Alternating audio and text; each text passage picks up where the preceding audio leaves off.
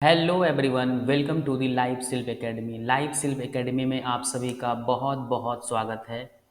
मेरा नाम पवन सिंह है और मैं आपका मैथमेटिक्स का टीचर हूँ। Okay, so my dear student, आज के इस क्लास में हम पढ़ने वाले हैं नंबर सिस्टम। नंबर सिस्टम क्या होता है? तो चलिए हम अपना क्लास शुरू करते हैं बिना टाइम वेस्ट किए। नंबर सिस्टम जानने से पहले नंबर क्या होता है ये हम पढ़ लेते हैं पहले। What is number? अब देखिएगा, नंबर क्या होता है। नंबर एक मैथमेटिकल वैल्यू होती है, okay, which is used for counting और मेजरिंग। अब आप बोलोगे सर क्या लिखा है ये समझ में नहीं है। मैथमेटिकल वैल्यू, कोई भी नंबर आप ले लो। फॉर सपोज 7 ले लिया। आप सभी को पता है एक 7 एक नंबर है, तो इसकी कुछ एक वैल्यू है। इसकी आपको एक मैथमेटिकल वैल्यू पता है। 8 एक नंबर आपने ले लिया, इसकी भी एक मैथमेटिकल वैल्यू होती है। और उसी मैथमेटिकल वैल्यू के आधार पे आप बोलते हैं कि जो 8 है इसकी जो मैथमेटिकल वैल्यू है, जो न्यूमेरिकल वैल्यू है, वो 7 से ज़्यादा होती है। आप किस आधार पे बोलते हो? क्योंकि आपको पता है कि 8 का जो न्यूमेरिकल वैल्यू है वो 7 से ज़्यादा रखा गया है मैथमेटिक्स में। तो इसी न्यूमेरिकल वैल्यू या इसी मैथमेटिकल वैल्यू को हम यूज़ करते हैं काउंटिंग के लिए, मेज़र के लिए। ठीक, अब मान लीजिए किसी के पास 1 करोड़ रुपया है, 2 करोड़ रुपीज़ है, वो कैसे हम काउंट करते हैं उतने पैसे को? नंबर के थ्रू काउंट करते हैं। मेज़र करना हो कि अगर हमें मेज़र करना हो कि दिल्ली से बॉम्बे की जो डिस्टेंस है बाय रोड, वो अगर 1400 किलोमीटर, सपोज़ कीजिए कि 1400 किलोमीटर है, तो ये किलोमीटर बता रहा है यूनिट। और ये 1400 जो न्यूमेरिकल वैल्यू है ये क्या बतला रहा है कि आपको एक मेज़र कर रहा है, आपको एक आइडिया दे रहा है कि इतना बड़ा डिस्टेंस जो है, गैप है दिल्ली और मुंबई में, इतनी दूरी है अगर मैं कहूँ तो ये होता है मेज़रमेंट। तो मेज़रमेंट, टोटल मेज़रमेंट क्या है डिस्टेंस का? वो है 1400, that is numerical value plus unit of the distance. Okay, अब देखिए पहला पॉइंट क्लियर हो गया आपको, आई होप। सेकेंड पॉइंट में क्या कह रहा है कि जो नंबर्स होते हैं उन्हें हम यूज़ करते हैं अरिथमेटिक कैलकुलेशंस को परफॉर्म करने के लिए। अरिथमेटिक कैलकुलेशन क्या होता है? अरिथमेटिक कैलकुलेशंस होता है, जैसे सपोज ये 7 × 8 लिख दिया, तो आपको पता है कि ये क्या है? ये क्या है? ये अरिथमेटिक कैलकुलेशंस जो है, अरिथमेटिक कैलकुलेशंस को यूज़ करने के लिए हम यूज़ करते हैं मल्टीप्लिकेशन का, एडिशन का, सब डिवीज़न का, सब्ट्रैक्शन का।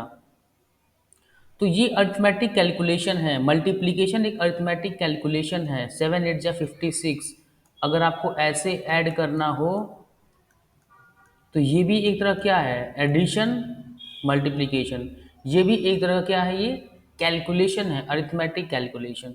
जहाँ पे भी plus, addition, subtraction, division, multiplication आएगा, वहाँ उसे हम कहेंगे अरिथमेटिक कैलकुलेशन। अब देखिए आपको नंबर पता चल चुका, नंबर्स का यूज़ कहाँ कहाँ होता है वो भी आपको पता चल गया। कितने टाइप्स के नंबर होते हैं? नंबर्स देखिए जनरली बहुत से टाइप्स हैं नंबर के। जैसे नेचुरल नंबर हो गया, जैसे 1 हो गया, 2 हो गया, 3 हो गया, ये सब क्या है? नेचुरल नंबर है। होल नंबर, रेशनल नंबर, इन्हें हम अभी पढ़ेंगे डिटेल में। ओके, सो डोंट वरी, आप ये मत सोचिएगा कि सर आपने नहीं बताया होल नंबर, रेशनल नंबर। ये हम पूरा डिटेल में पढ़ने वाले हैं नंबर सिस्टम में। ओके, आई होप आपको अभी तक जितना मैंने समझाया नंबर के बारे में, आई होप आपको बहुत अच्छे से समझ में आ गया होगा। सो हम चलते हैं नेक्स्ट टॉपिक की तरफ। नंबर सिस्टम क्या होता है मैथ में? अभी आपने नंबर पढ़ लिया, वन बाय वन हम हर एक स्टेप बाय स्टेप क्या होगा कि हर एक चीज़ों को हम सीखते चलेंगे। नंबर के बारे में आपको आइडिया लग गया। अब नंबर सिस्टम क्या होता है?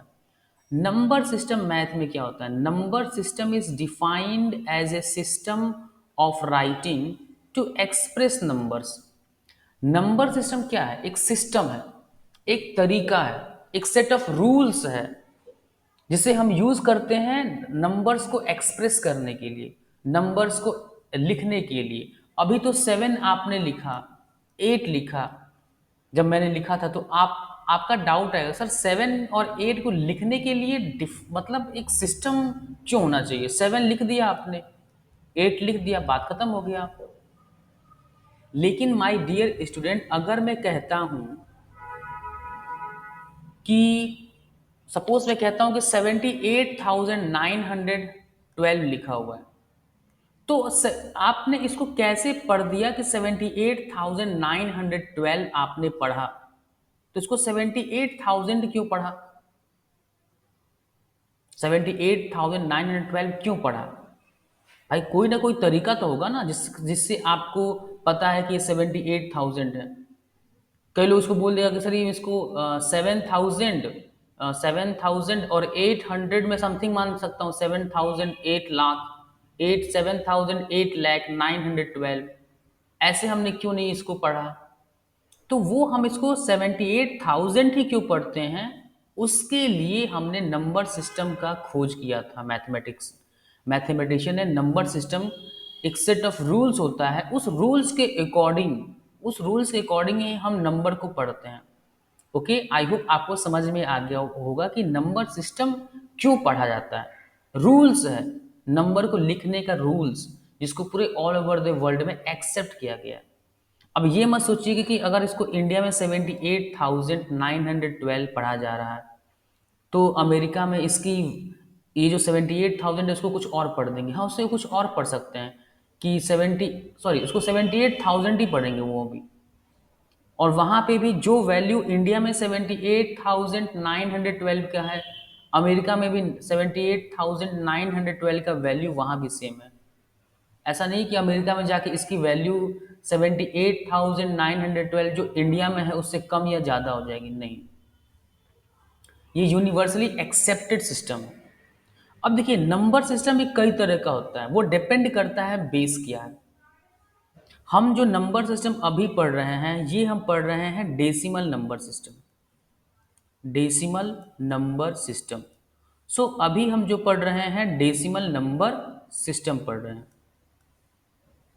डेसी का मतलब होता है 10, जिसमें बेस 10 दिया है। अब ये बेस 10 का मतलब क्या होता है? आपको पता है कि हम रियल लाइफ में, अपने डे टू डे लाइफ में जो भी सामान खरीदते हैं, परचेज करते हैं, या जो भी ट्रांजैक्शन करते हैं, उसमें जो भी नंबर लिखते हैं वो डेसिमल नंबर सिस्टम हम यूज करते हैं। डेसी मतलब होता है there are 10 digits in the decimal number system.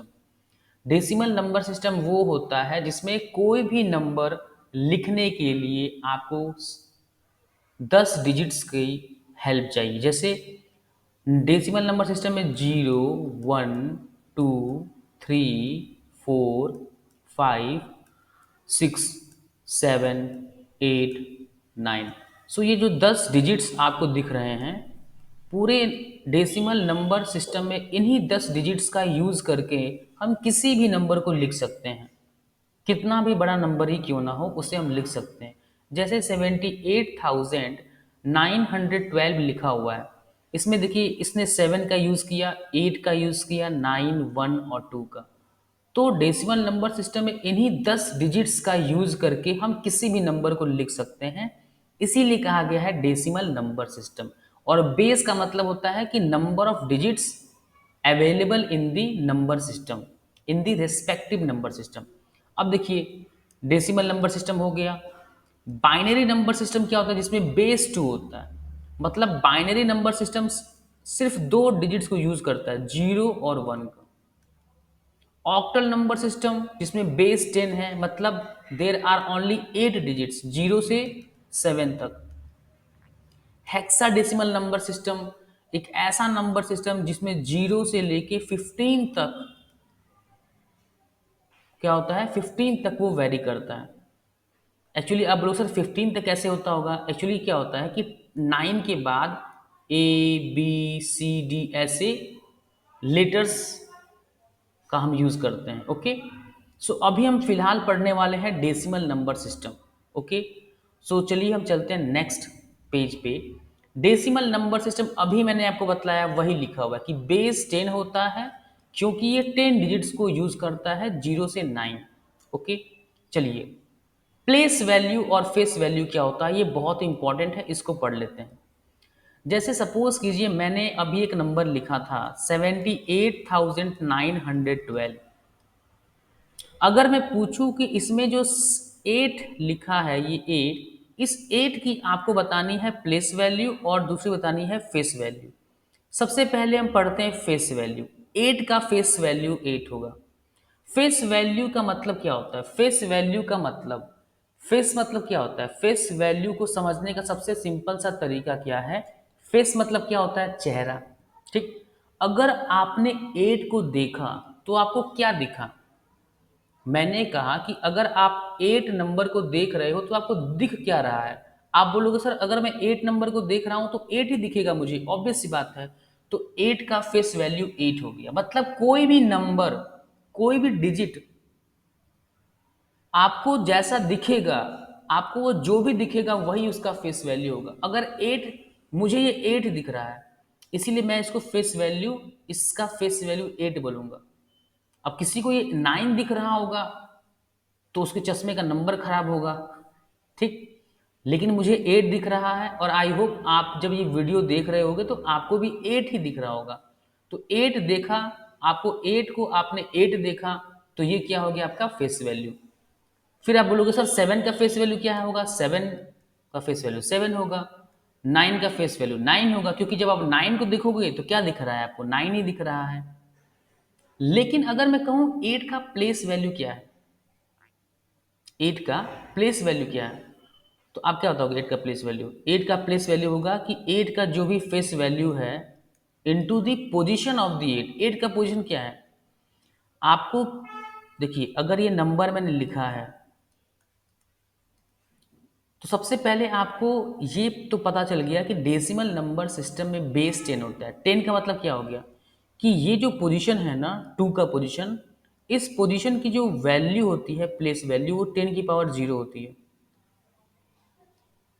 ठीक, 10 की पावर 0 होती है। और ये जो 1 की जो पोजीशन वैल्यू है वो क्या होती है? 10 की पावर 1। सिमिलरली 9 की जो प्लेस वैल्यू है 10 की पावर 2, 8 10 की पावर 3, 10 की पावर 4, और ये and so on till infinity तक क्या होगा? ये सिक्वेंसली बढ़ता रहेगा, 0 1 2 3 4 एंड सो ऑन। ओके, ऐसा क्या होगा? बढ़ता ही रहेगा, ये इन्फिनिटी तक जाएगा, 10 की पावर इन्फिनिटी तक पहुंच जाएगा वो। तो आपको पता है कि 8 को अगर मैं 8 का प्लेस वैल्यू निकालूं तो वो क्या होगा? 8 का face value into the position of this place. जिस प्लेस पे 8 है उस प्लेस का पोजीशन क्या है, मतलब उसकी वैल्यू क्या है? आप बोलोगे सर 10 की पावर 3 है, तो 8 का जो जो प्लेस वैल्यू होगा वो हो जाएगा 8000। आई होप आपको समझ में आ गया होगा। ठीक, सो अब हम पढ़ने वाले हैं टाइप्स ऑफ नंबर, कि नंबर सिस्टम में, डेसिमल नंबर सिस्टम में कितने टाइप्स होते हैं नंबर्स के। सबसे पहला नेचुरल नंबर। नेचुरल नंबर क्या होता है? नेचुरल नंबर वो नंबर होते हैं जो 1 से शुरू होते हैं, 2 3 4 5 and so on till infinity. ये क्या है? ये एक इनफाइनाइट लॉन्ग सीरीज है जो कभी खत्म नहीं होने वाला। अब ये जो नंबर्स आपको दिख रहे होंगे, ये नंबर्स आप देख सकते हो, ये ना डेसिमल नंबर्स हैं, ना इनमें कोई फ्रैक्शनल पार्ट है। तो नेचुरल नंबर में कोई फ्रैक्शनल पार्ट नहीं होता, कोई डेसिमल पार्ट नहीं होता। जैसे अगर मैं 1.5 लिख दूं तो यहाँ पे 1 जो दिख रहा है ये आपका क्या है? 1.5 में एक पार्ट ऐसा है जिसमें डेसिमल नहीं है और दूसरा डेसिमल पार्ट है। 1.5 एक डेसिमल नंबर हम क्यों बोलते हैं? इस ये दो पार्ट से बना होता है। एक होता है बिना डेसिमल पार्ट वाला इंटीजर पार्ट, और एक होता है डेसिमल पार्ट। लेकिन नेचुरल नंबर में कोई भी नंबर जो होता है ना उसमें डेसिमल पार्ट होता है ना फ्रैक्शनल पार्ट होता है। जैसे फ्रैक्शनल पार्ट क्या होता है? 1/1/4 लिख दिया। अब ये इंटीजर पार्ट है, मतलब जिसमें फ्रैक्शन या डेसिमल नहीं है, और ये कौन सा पार्ट है? फ्रैक्शनल पार्ट है। तो आई होप आपको समझ में आ गया कि नेचुरल नंबर वो नंबर होता है जो वन से स्टार्ट होता है, जिसमें ना डेसिमल पार्ट होता है ना फ्रैक्शनल पार्ट होता है। सिमिलरली होल नंबर क्या होता है? अब नेचुरल नंबर होल नंबर में सिर्फ एक फर्क है कि नेचुरल नंबर वन से शुरू होता है और आपका होल नंबर जीरो से स्टार्ट होता है। और होल नंबर में भी वही प्रॉपर्टी है क्या कि ना डेसिमल पार्ट होता है ना आपका फ्रैक्शनल पार्ट होता है। सो आई होप आपको समझ में आ गया होगा कि what is rational natural number and whole number.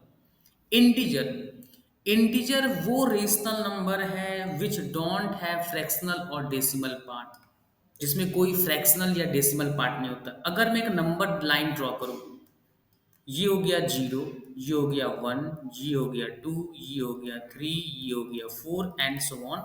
फिर जीरो से छोटा, जीरो से नंबर, जो भी नंबर जीरो से छोटे होंगे वो निगेटिव नंबर होंगे।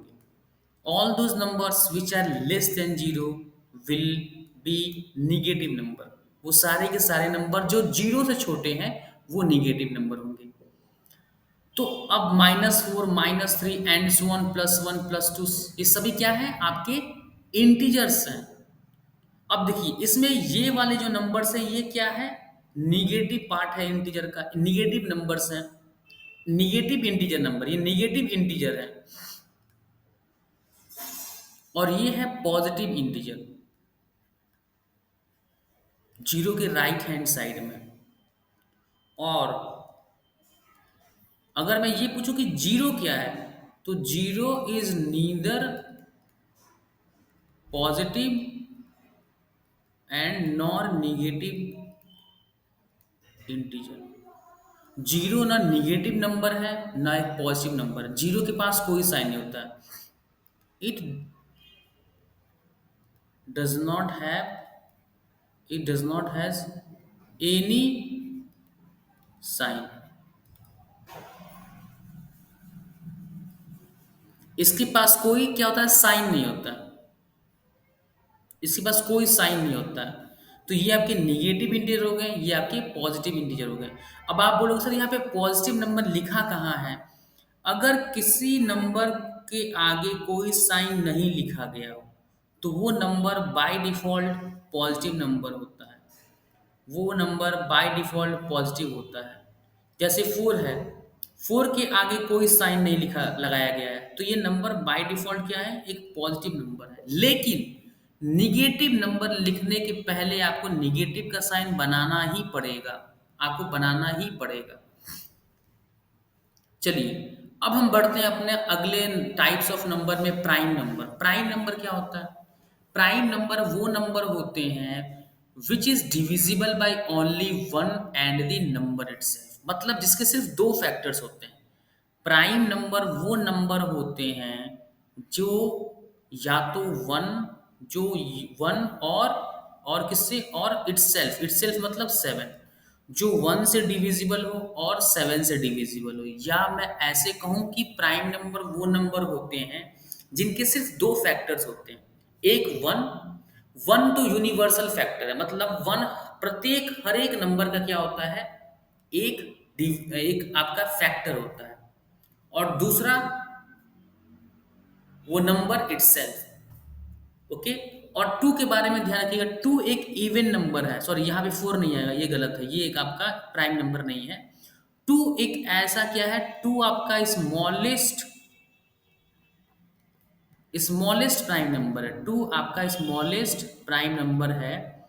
और ये टू याद रखिएगा, टू आपका इवन प्राइम नंबर है, टू आपका इवन प्राइम नंबर है।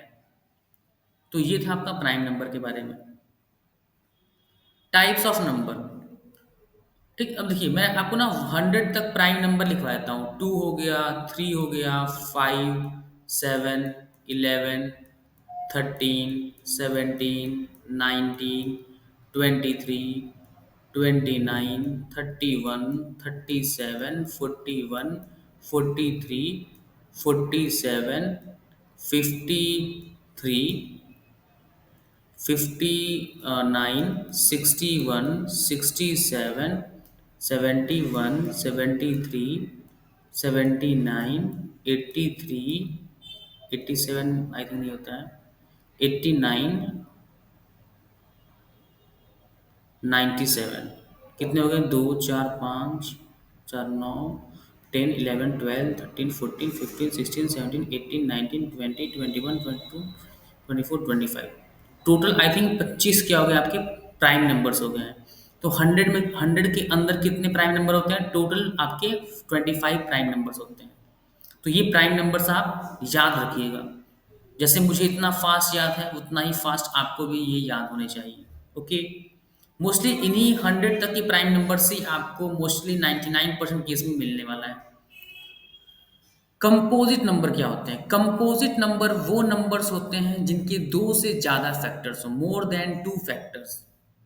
Thus, except one and the prime numbers are also known as composite number। मतलब वो नंबर जो प्राइम नंबर नहीं हो और वन न हो, बाकी सभी नंबर क्या होगा? Composite number. क्या कहा मैंने? कंपोजिट नंबर वो नंबर होते हैं जो ना तो प्राइम नंबर होते हैं और ना वन होता है। वन आपका कंपोजिट नंबर नहीं होता है। ठीक। अब देखिए, 1, 2, 3, ये वन तो नहीं होता, ये प्राइम नंबर है, ये भी प्राइम नंबर है,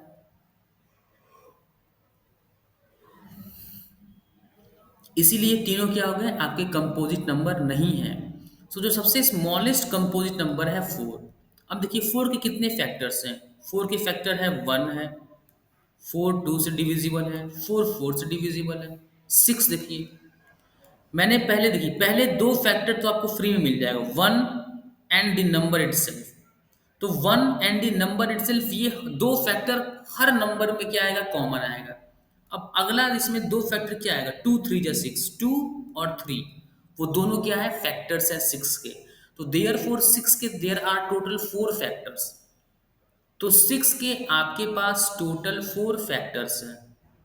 ओके। तो ये था आपका कंपोजिट नंबर। अब हम टाइप्स ऑफ नंबर में आगे बढ़ते हैं। Even number. इवन नंबर क्या होता है? Number which are divisible by two, वो सभी नंबर जो 2 से क्या हो? डिविजिबल हो। या वो नंबर जो 0, 2, 4, 6, 8 से क्या होता हो? एंड होता है। जो भी नंबर 0, 2, 4, 6, 8 से एंड होता हो, उस सभी नंबर को हम क्या कहते हैं? Even number. जैसे 2, 8, 9, 0 आ गया, तो 2, 8, 9 से कोई मतलब नहीं, लास्ट में अगर 0 आ गया मतलब 2, 8, 9, 0 अगर 0 से एंड होता है तो ये पूरा नंबर जो है इवन कहलाएगा। 2, 3, 9, 8, 9, 6 सब भूल जाइए, लास्ट में देखिए क्या है? 6 है। यस, 6 है तो क्या है? आपका ये पूरा नंबर क्या है? इवन नंबर है। मतलब जो इवन नंबर होता है वो 2 से डिविजिबल होता है। तो क्या मैं पूरे 23,896 को मैं 2 से डिवाइड करके देखूंगा? नहीं। लास्ट में जो भी डिजिट आता है, देखिए लास्ट का जो भी डिजिट है, इस नंबर का जो लास्ट का डिजिट है, सिर्फ उस डिजिट को 2 से डिवाइड करके देखिए, क्या वो लास्ट का जो यूनिट डिजिट है, क्या किसी नंबर का यूनिट डिजिट अगर 2 से डिविजिबल है तो वो नंबर डिविजिबल, वो नंबर इवन नंबर कहलाएगा। तो मैंने आपको 3 तरीके बता दिए इवन नंबर को पहचानने का, कि अगर कोई नंबर 2 से डिविजिबल है तो पूरे नंबर को डिवाइड करके चेक नहीं करना है, सिर्फ और सिर्फ उसके लास्ट डिजिट मतलब यूनिट डिजिट को चेक कीजिए।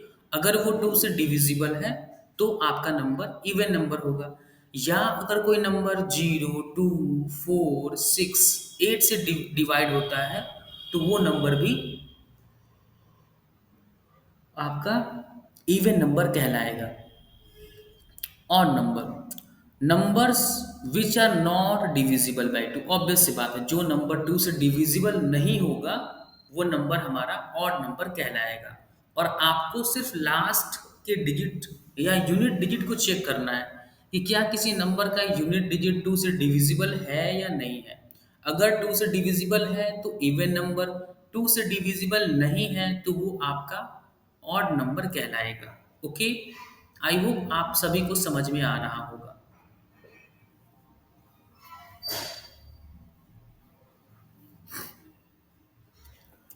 अब हम क्या पढ़ने वाले हैं, प्रॉपर्टीज पढ़ने वाले हैं इवन एंड ऑड नंबर के। अब देखिए प्रॉपर्टीज की अगर मैं बात करूं तो ऑड नंबर और इवन नंबर का प्रॉपर्टी क्या होता है कि अगर मैं दो ऑड नंबर को ऐड कर दूं, किसी भी दो ऑड नंबर को 27 ले लीजिए या 13 ले लीजिए, तो अगर मैं किसी भी दो ऑड नंबर को ऐड करूंगा तो आपको जो रिजल्टेंट नंबर मिलेगा वो हमेशा इवन नंबर होगा। जैसे इस केस में आपको 40 मिल रहा है, तो आपको पता है 40 जीरो से एंड हो रहा है मतलब इवन नंबर है। ओके, सिमिलरली अगर सॉरी सिमिलरली अगर ऑड नंबर में इवन नंबर ऐड कर दूं तो हमें ऑड नंबर मिलेगा। क्या कहा, अगर ऑड नंबर में इवन नंबर ऐड कर दूं तो आपको मिलेगा ऑड नंबर। पहला प्रॉपर्टी हो गया, दूसरा प्रॉपर्टी, तीसरा प्रॉपर्टी, अगर मैं दो इवन नंबर को ऐड कर दूं, अगर मैं दो इवन नंबर को ऐड कर दूं तो हमारा जो रिजल्टेंट नंबर होगा वो भी क्या होगा, इवन होगा। और अगर मैं एक ऑड नंबर को दूसरे ऑड नंबर से मल्टीप्लाई कर दूं तो हमारा जो रिजल्टेंट होगा वो भी क्या मिलेगा, ऑड नंबर ही मिलेगा। ओके, अगर मैं एक ऑड नंबर को दूसरे इवन नंबर से मल्टीप्लाई कर दूं तो हमें क्या मिलेगा, एक इवन नंबर मिलेगा। और दो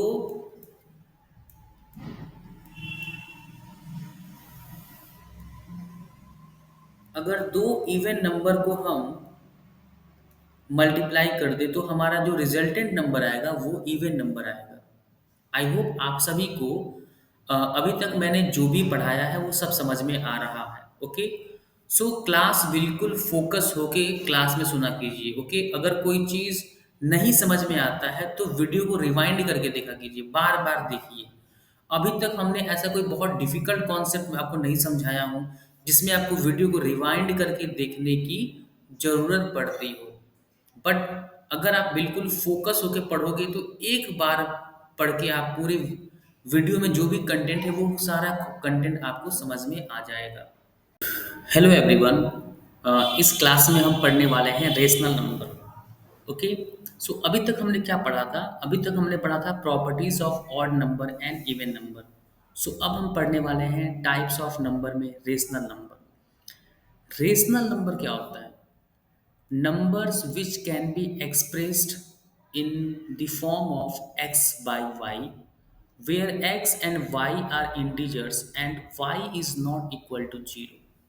क्या मतलब है कि अगर एक नंबर x बाई y के फॉर्म में अगर आप लिख पा रहे हैं, अगर किसी नंबर को x बाई y के फॉर्म में लिख सकते हैं तो वो आपका नंबर रेशनल नंबर है। और अगर किसी नंबर को आप x अपॉन y के फॉर्म में नहीं लिख पा रहे हैं, अगर नहीं कन्वर्ट कर सकते, तो सिंपल सी बात है वो नंबर आपका रेशनल नंबर नहीं है।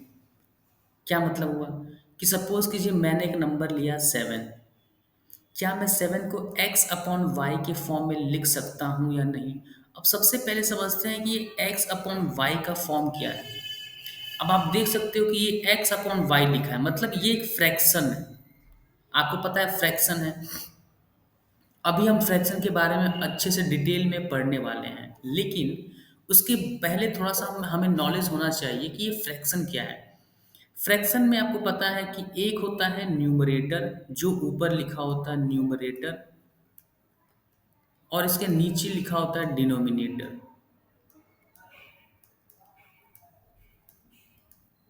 तो अगर मैं 7 को ऐसे कन्वर्ट कर दूं, ऐसे फॉर्म में जिसमें मेरा एक न्यूमरेटर हो और दूसरा डिनोमिनेटर, और ये दोनों न्यूमरेटर डिनोमिनेटर मतलब x एंड y, वो दोनों के दोनों इंटीजर होने चाहिए और आपका y डिनोमिनेटर में जीरो नहीं होना चाहिए। ये बात आप बचपन से पढ़ते आ रहे हो कि डिनोमिनेटर में कभी भी जीरो नहीं आ सकता। रीज़न क्या कि वो अनडिफाइंड है, दैट इज नॉट डिफाइंड। तो एक बात बताइए कि क्या मैं 7 को 7 अपॉन 1 लिख सकता हूँ।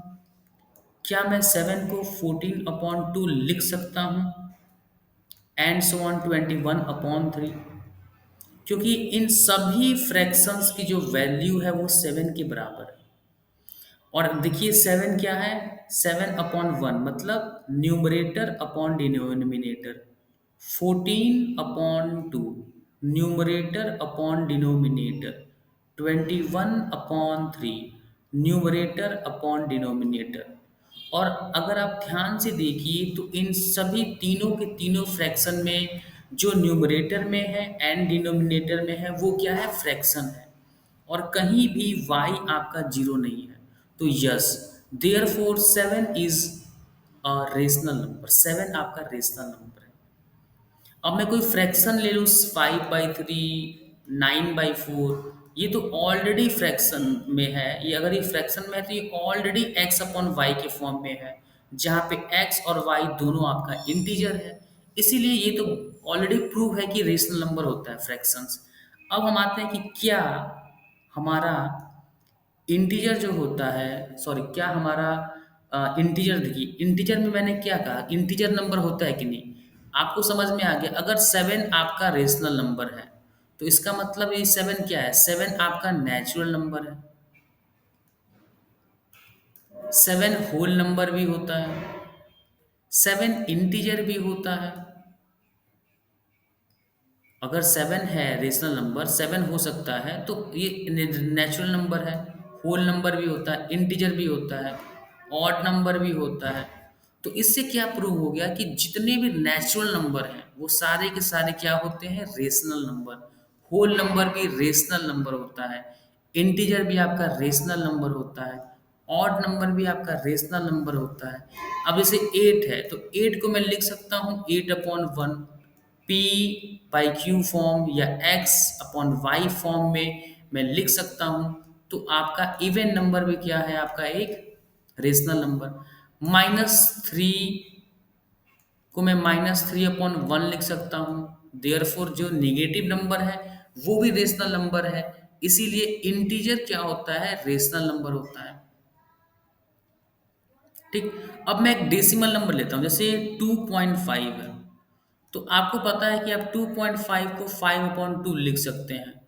तो ये जो डेसिमल नंबर है ये भी क्या है? अगर x/y फॉर्म में अगर आप लिख सकते हैं, जहाँ पे x क्या है आपका, y क्या है इंटीजर, तो डेसिमल नंबर हो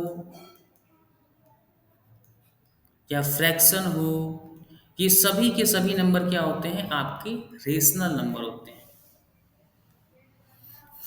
ठीक। तो यहाँ आपको दिख रहा है कि यहाँ पे देखिए फ्रैक्शन हो गया, एग्जाम्पल में इंटीजर हो गया, फ्रैक्शन हो गया, डेसिमल हो गया, ये सब क्या है? रेशनल नंबर है। अब आपके रेशनल नंबर भी स्टूडेंट, रेशनल नंबर भी कुछ टाइप्स के होते हैं रेशनल नंबर। जैसे 11/9 को अगर आप ध्यान से देखिए तो 11/9 एक फ्रैक्शन है। लेकिन अगर मैं इसको डेसिमल के फॉर्म में लिखूं तो ये क्या लिखा हुआ? 1.222 एंड सो ऑन, ये इनफाइनाइट टाइम्स तक चलेगा। या इसको मैं लिख सकता हूँ 1.2 बार।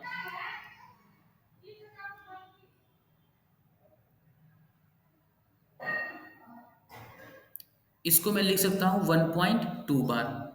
तो ये क्या है? एक नॉन टर्मिनेटिंग, मतलब आपको पता है कि 2 जो है वो इनफाइनाइट टाइम्स तक रिपीट होता रहेगा। तो नॉन टर्मिनेटिंग, ये सीरीज कहीं टर्मिनेट नहीं हो रहा है। एंड रिपीटिंग डेसिमल्स, ये एक ऐसा डेसिमल नंबर है कि जिसमें जो डेसिमल पार्ट में जो डिजिट है वो क्या हो रहा है? रिपीट हो रहा है, बार बार 2 आ रहा है। इनफाइनाइट टाइम्स तक क्या आ रहा है? 2 आ रहा है। इसीलिए ये जो एक फ्रैक्शन है या ये जो रेशनल नंबर है, ये किस टाइप का रेशनल नंबर है? Non terminating but repeating decimal. कुछ डेसिमल नंबर ऐसे, सॉरी, कुछ फ्रैक्शंस ऐसे होते हैं या कुछ रेशनल नंबर ऐसे होते हैं जो कि terminating and non repeating decimal होते हैं। जैसे 3/5। 3/5 को मैं लिख सकता हूँ 0.6। ये यहीं समाप्त हो गया। तो ये क्या है? टर्मिनेटिंग है, मतलब ये जो नंबर है वो टर्मिनेट हो जाता है एक पॉइंट तक आकर। और नॉन रिपीटिंग डेसिमल, इसमें कोई भी डिजिट जो है वो रिपीट नहीं होता है, बार बार बार बार वो नंबर रिपीट नहीं होता है। इसीलिए इसको हम बोलते हैं terminating and non repeating decimals, इन्हें हम बोलते हैं टर्मिनेटिंग नॉन रिपीटिंग डेसिमल्स। तो ये भी क्या होते हैं, एक आपके एक टाइप ऑफ रेशनल नंबर होता है। आई होप आपको रेशनल नंबर का कॉन्सेप्ट क्लियर हो चुका हो। अब आ जाइए इरेशनल नंबर पे। Numbers which can not be expressed in the form of x by y, where x and y are integers and y is not equal to 0। अभी इसमें देखिए जस्ट उल्टा होता है। अगर किसी नंबर को आप x अपॉन वाई के फॉर्म में नहीं कन्वर्ट कर सकते, तो वो जो नंबर होता है ये नंबर कहलाता है आपका इरेशनल नंबर। लेकिन आप में से कुछ बच्चों को डाउट आएगा कि सर हमने पाई की वैल्यू जो है वो पढ़ी है 22/7। तो सर 22/7 जो होता है वो तो रेशनल नंबर होता है, क्योंकि x और y क्या है, इंटीजर।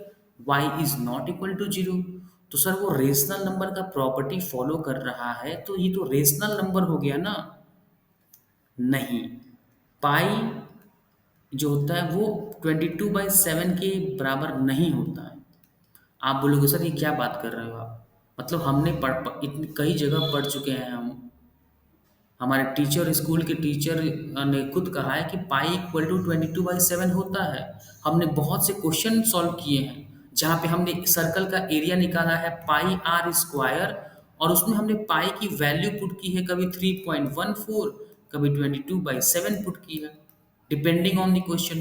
तो आप ये कैसे कह सकते हो, क्योंकि आप ध्यान से नहीं पढ़ते हो। Pi is not equal to, but pi is approximately equal to 22/7। Pi जो होता है ना वो एग्जैक्टली इक्वल नहीं होता है। एक चीज होता है ना कि एग्जैक्ट इक्वल होना, और एक होता है कि अप्रोक्सीमेट इक्वल होना, मतलब उसकी एक्चुअल वैल्यू 22/7 नहीं है, बट 22/7 के बहुत करीब है। वो क्या है, बहुत करीब है। जैसे पाई का जो एक्चुअल वैल्यू है वो मैंने लिखा है ऐसे। तो इसको देखिए आप, पाई में क्या है, 3.1415926535। तो ये एक तरह का जो नॉन टर्मिनेटिंग, मतलब ये इनफाइनाइट सीरीज है, इसीलिए नॉन टर्मिनेटिंग सीरीज है जो कभी टर्मिनेट नहीं होगा। टर्मिनेट मतलब जो कभी खत्म नहीं होगा। एंड नॉन रिपीटिंग डेसिमल, इसमें कोई भी नंबर ना रिपीट नहीं कर रहा है। रिपीट का मतलब क्या होता है कि वन के बाद वन आना, टू के बाद टू आना, इसको बोलते हैं रिपीट होना। क्या ऐसा कभी आ रहा है? नहीं। हाँ, मानता हूं कि 5 3 बार आ रहा है, बट वो कॉन्सिक्यूटिव, लगातार बैक टू बैक नहीं आ रहा है। 5 9 2 बार बैक टू बैक नहीं आ रहा, मतलब वो रिपीट नहीं हो रहा है। रिपीट होने का मतलब कि टू आ गया, फिर टू आ गया, फिर टू आ गया, इसको बोलते हैं रिपीटिशन ऑफ डिजिट्स, जो कि यहाँ पे आपको नहीं मिल रहा है देखने को। तो पाई क्या हो गया, इरेशनल नंबर। इसकी एग्जैक्ट वैल्यू कुछ ऐसे दिखेगा, लेकिन हम इसको अप्रोक्सीमेटली ऐसा हम एज्यूम कर सकते हैं। आई होप आपको समझ में आ गया होगा। और ये जो है ये क्या होता है, गलत। डिफरेंस पता होना चाहिए आपको कि pi is not equal to, but pi is approximately equal to 22/7 और 3.14। ठीक, अब आपको रेशनल नंबर, इरेशनल नंबर समझ में आ गया। अब देखिए, कई बार क्या होता है ना कि जैसे हम लिख दिए पाई √4, तो क्या √4 एक इरेशनल नंबर है? नहीं। √4, क्योंकि √4 की जो वैल्यू होता है वो 2 हो। इरेशनल नंबर का मतलब कि √4 को आप कभी भी x अपॉन वाई के फॉर्म में नहीं कन्वर्ट कर सकते हो आप। लेकिन मुझे पता है कि √4 होता है 2, और एग्जैक्टली 2 होता है। √4 की वैल्यू, एग्जैक्ट वैल्यू 2 होता है, और 2 को हम x अपॉन वाई के फॉर्म में कन्वर्ट कर सकते हैं। तो देयर फोर √4 आपका एक इरेशनल नंबर नहीं है। √4 is not an irrational number, ये ध्यान रखिएगा।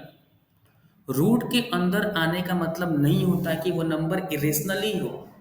अगर कोई परफेक्ट स्क्वायर है और अगर वो स्क्वायर रूट के अंदर आ रहा है, तो वो कभी भी इरेशनल नंबर नहीं होगा। ओके।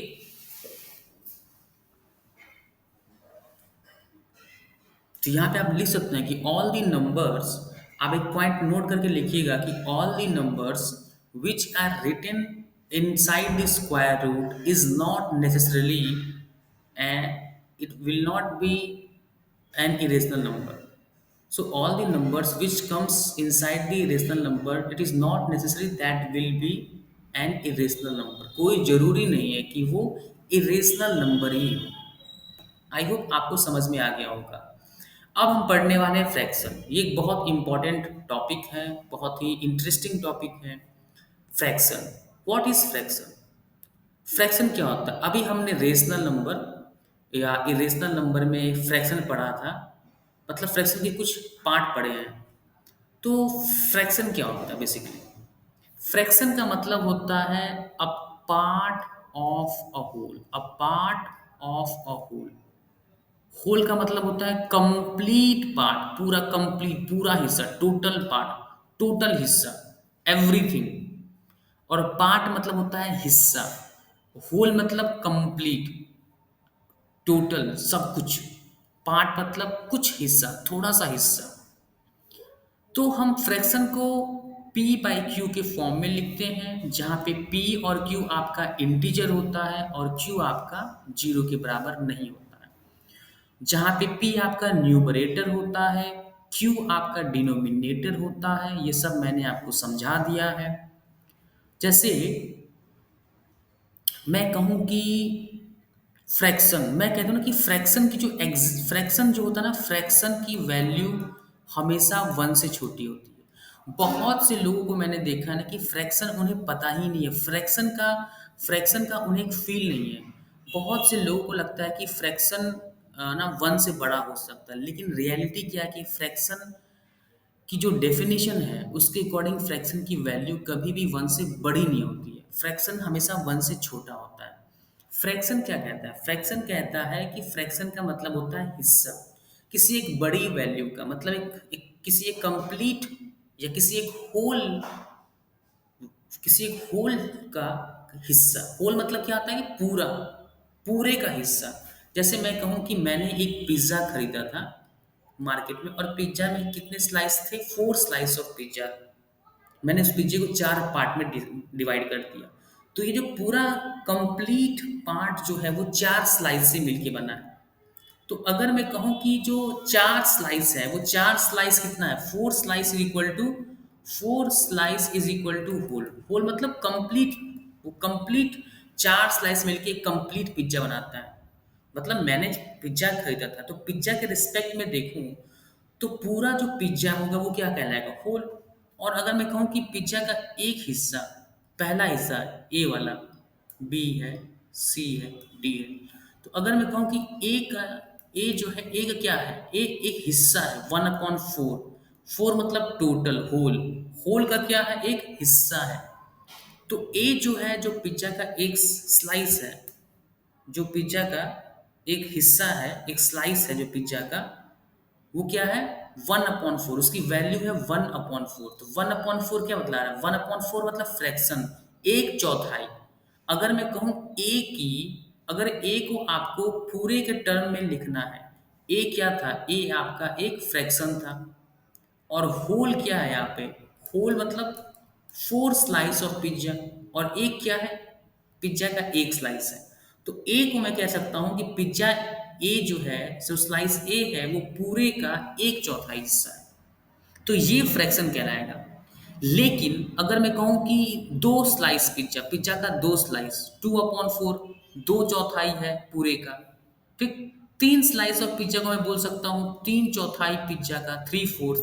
और पूरे पिज्जा को मैं बोल दूँ 4/4, 4 चौथाई। मतलब सारा का सारा हिस्सा का मैं पिज्जा का ले लूँ, तो टोटल पिज्जा के पास 4 स्लाइस है।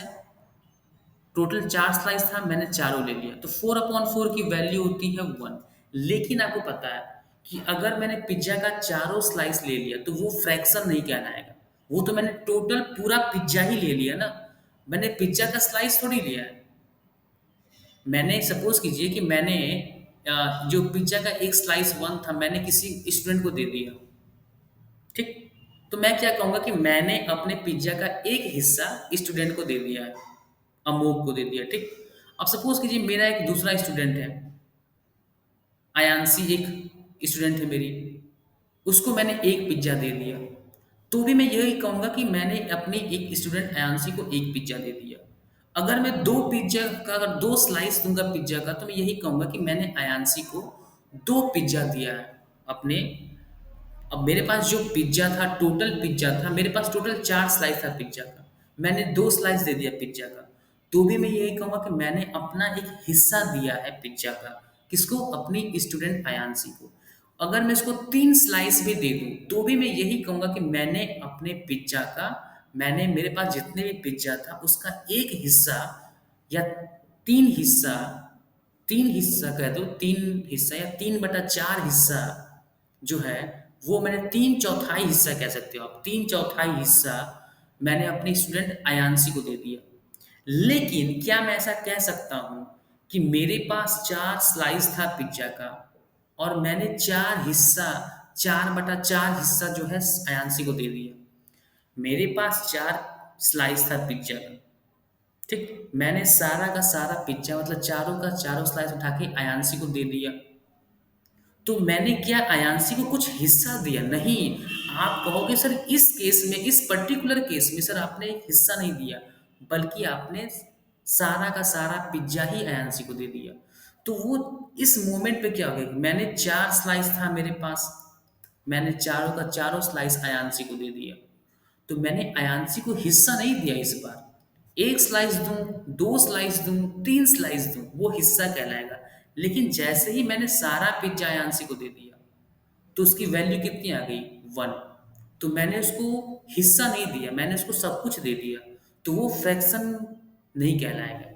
अगर मैं उसको चारों का चारों पार्ट दे दूँगा, चारों का चारों स्लाइस दे दूँगा, तो मैंने उसको एक हिस्सा नहीं दिया, बल्कि मैंने उसको सब कुछ दे दिया, सारा पिज़्ज़ा दे दिया।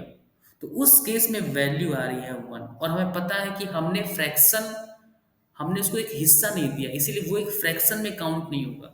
इसीलिए फ्रैक्शन की वैल्यू हमेशा 1 से छोटी होती है। लेकिन फ्रैक्शन को 2 हिस्से में बाँटा गया है। वो फ्रैक्शन जो कंप्लीट फ्रैक्शन है, मतलब जो फ्रैक्शन की सारी प्रॉपर्टीज़ को सैटिस्फाई करता है, उसको हम बोलते हैं कंप्लीट फ्रैक्शन या प्रॉपर फ्रैक्शन बोलते हैं। प्रॉपर फ्रैक्शन, उसका नाम ही है प्रॉपर फ्रैक्शन। ये है प्रॉपर फ्रैक्शन, क्योंकि ये फ्रैक्शन की पूरी प्रॉपर्टीज़ को प्रॉपरली डिस्क्राइब करता है।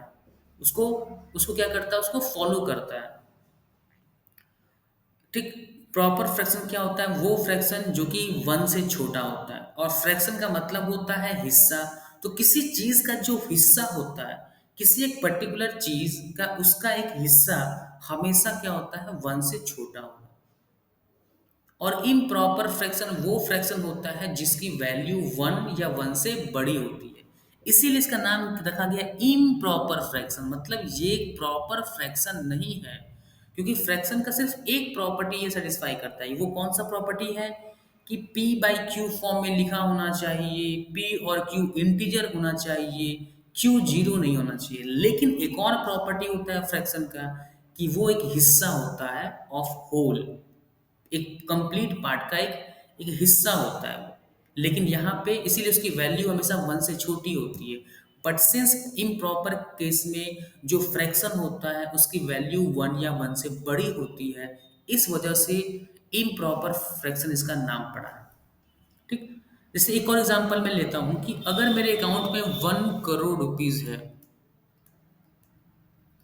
और मैंने सपोज कीजिए अपनी स्टूडेंट आयांशी को 99,99,999 रुपीज़ अपने अकाउंट से क्या कर दिया, उसके अकाउंट में इतना मनी, इतना रकम मैंने ट्रांसफ़र कर दिया। तो क्या आप ये कहोगे कि सर आपने अपना पूरा पैसा जो भी आपके अकाउंट में बैलेंस था, आपने सारा का सारा पैसा आयांशी को दे दिया? नहीं कह सकते, कभी भी आप नहीं कहोगे। भले मेरे अकाउंट में अभी सिर्फ और सिर्फ ₹1 है, ₹1 है मेरे अकाउंट में, बट अभी भी मैं ये स्टेटमेंट नहीं बोल सकता हूँ कि मैंने सब कुछ दे दिया। नहीं, मैंने अपना एक बहुत बड़ा हिस्सा, अपनी पूरी पैसे का बैंक बैलेंस, अपने पूरे बैंक बैलेंस का एक बहुत बड़ा हिस्सा दिया है आयांशी को। अभी भी मैं उसको हिस्सा ही कह रहा हूँ, जबकि मैंने लगभग सब कुछ दे दिया है, बट अभी भी मैं उसको क्या कह रहा हूँ कि मैंने अपना एक बहुत बड़ा हिस्सा दे दिया, मतलब एक बहुत बड़ा फ्रैक्शन दे दिया उसको। लेकिन जैसे ही मैं अपने अकाउंट से पूरे का पूरा 1 करोड़ रुपया ट्रांसफर कर दूंगा, तो मैं ये नहीं कहूंगा कि मैंने उसको हिस्सा दिया है, मैंने उसको अपना सारा पैसा दे दिया। सिर्फ एक पॉइंट पे कंप्लीट फर्क आता है कि हिस्से से वो पूरा सब कुछ दे दिया, तो उसको हम बोलते हैं इम्प्रॉपर फ्रैक्शन, जब उसकी वैल्यू 1 या 1 से बड़ी होती है। चलिए, मिक्स्ड फ्रैक्शन क्या होता है? मिक्स्ड फ्रैक्शन होता है combination of proper fraction and whole number. मतलब जैसे फाइव होल 1/2 लिखा हुआ है, इसको हम मिक्स्ड फ्रैक्शन बोलते हैं। क्यों? 5 होल 1/2 का मतलब होता है 5 + 1/2। यहाँ पे 5 क्या है? 5 आपका एक होल नंबर पार्ट है, ये होल नंबर पार्ट है, मतलब होल नंबर वाला पार्ट है। और 1/2 कौन सा पार्ट है? ये फ्रैक्शनल पार्ट है। ये मिक्स फ्रैक्शन का फ्रैक्शनल पार्ट है, ये फ्रैक्शन वाला पार्ट। तो वही कह रहा है कि मिक्स फ्रैक्शन क्या होता है? Whole number plus plus proper fraction. और फ्रैक्शन कौन सा होता है? Proper fraction. क्यों? क्योंकि इसकी वैल्यू 1 से छोटी होती है। अब देखिए, 5 होल 13/12 ये आपका एक मिक्स्ड फ्रैक्शन नहीं है, क्योंकि जैसे इसको आप लिखोगे तो क्या लिखोगे? 5 + 13/12 लिखोगे। और आपको पता है कि 13/12 की वैल्यू 1 से बड़ी होती है। क्यों? क्योंकि न्यूमरेटर बड़ा होता है डिनोमिनेटर से। तो ये क्या है? एक इम्प्रॉपर फ्रैक्शन है, क्योंकि इम्प्रॉपर फ्रैक्शन में न्यूमरेटर क्या होता है? एक पॉइंट लिखिएगा कि प्रॉपर फ्रैक्शन में जो होता है हाँ, लिखा हुआ है numerator less than denominator. Proper fraction में न्यूमरेटर कम होता है, और इम्प्रॉपर फ्रैक्शन में जो न्यूमरेटर होता है वो डिनोमिनेटर के बराबर या उससे बड़ा होता है, और इस केस में न्यूमरेटर छोटा होता है। ओके, तो अब यहाँ पे देखिए न्यूमरेटर बड़ा है डिनोमिनेटर से, इसीलिए ये क्या हो गया? ये फ्रैक्शन आपका इम्प्रॉपर फ्रैक्शन है, ये आपका इम्प्रॉपर फ्रैक्शन है। और इसीलिए इसीलिए स्टूडेंट, ये फ्रैक्शन जो है, ये फ्रैक्शन आपका मिक्स्ड फ्रैक्शन नहीं है। क्योंकि मिक्स्ड फ्रैक्शन होता है आपका whole number plus proper fraction. तो क्या होगा? 5 + 1 + 1/12, तो 6 होल 1/12 जो होगा, जिसकी वैल्यू 5 होल 13/12 के बराबर होती है। लेकिन देखिए, दोनों की वैल्यू इक्वल है, लेकिन ये है आपका मिक्स फ्रैक्शन और ये मिक्स फ्रैक्शन नहीं है। आई होप आपको समझ में आ गया होगा। सो अब हम चलते हैं अपना अगला टॉपिक पे, रियल नंबर। ठीक, अब रियल नंबर क्या होता है? Real number, the set of real number consist of all rational number and irrational number, that is all those numbers which can be represented on a number line are called real number। मतलब the set of real numbers consist of all rational number। तो जितने भी rational number होते हैं and irrational number होते हैं, उन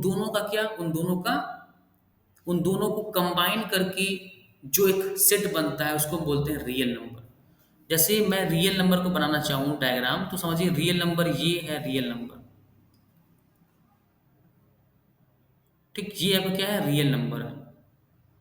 और मैं इसको अगर दो पार्ट में ब्रेक कर दूं, अगर मैं इसको दो पार्ट में ब्रेक कर दूं, तो देखिएगा, ये आपका क्या है? ये आपका है, आपका रेशनल नंबर है, ये आपका रेशनल नंबर है, और ये आपका इरेशनल नंबर है।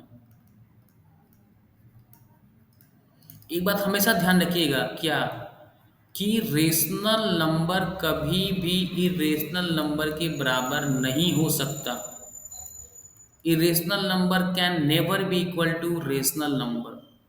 इसीलिए कभी भी अगर आपको लिखना होगा तो कभी भी π = 22/7 मत लिखिएगा। क्योंकि अगर आप ऐसा लिखते हो तो आप क्या कह रहे हो? कि आप ये कह रहे हो कि एक इरेशनल नंबर जो है वो रेशनल नंबर के बराबर आप बता रहे हो। That is not possible. इसलिए इसको करेक्ट तरीका जो होता है लिखने का वो होता है irrational number is approximately equal to 22/7। अब इस रेशनल नंबर में क्या होता है? रेशनल नंबर में होता है आपका, रेशनल नंबर में आपका क्या क्या होता है? रेशनल नंबर में आपका होता है नेचुरल नंबर, ठीक। ये टोटल दोनों को कंबाइन करके जो ग्रुप बनता है उसको हम बोलते हैं रियल नंबर। तो रियल नंबर को अगर मैं कहूँ लिखना चाहूँ तो real number is equal to rational number plus irrational number. वो सभी नंबर जो रेशनल नंबर होते हैं और इरेशनल नंबर होते हैं उनको हम बोलते हैं रियल नंबर। नेचुरल नंबर हो गया, होल नंबर हो गया, प्राइम नंबर हो गया, इंटीजर हो गया, डेसिमल नंबर हो गया, फ्रैक्शन हो गया, ठीक। इरेशनल नंबर जैसे √3 हो गया, √7 हो गया, पाई हो गया, एटसेट्रा। ये सभी के सभी नंबर क्या है? Rational number. Rational, all rational number are real number and all irrational number are also real number. तो ये पॉइंट भी याद रखिएगा, क्या कि all rational number are real number, ठीक। And all irrational number are also real number. तो जितने भी रेशनल नंबर हो या इरेशनल नंबर हो वो सभी के सभी नंबर क्या कहलाते हैं? आपके रियल नंबर।